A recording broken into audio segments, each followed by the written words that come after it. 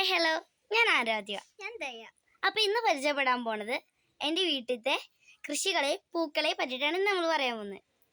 ഇതാണ് എൻ്റെ വീട്ടിലത്തെ ചേമ്പ്. ഇതാണ് ഞങ്ങൾ കറി വെക്കാനും ഉപ്പേരി വെക്കാനും എടുക്കുന്നത്.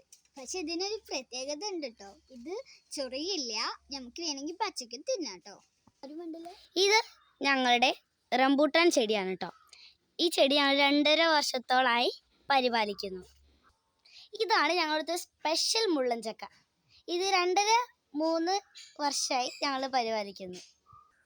ഇനി ഞങ്ങൾ പറയാൻ പോകുന്നത് പൂക്കളെ പറ്റിയിട്ടാണ്.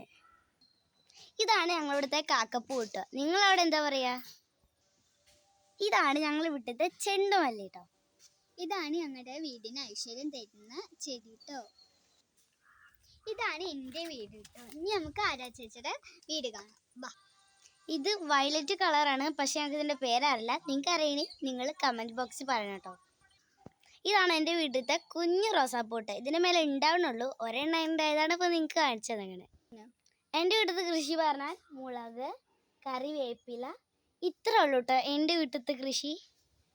പിന്നെ ഒരു ചെറിയ കറ്റാർവാഴയും കൂടി ഉണ്ട് കേട്ടോ.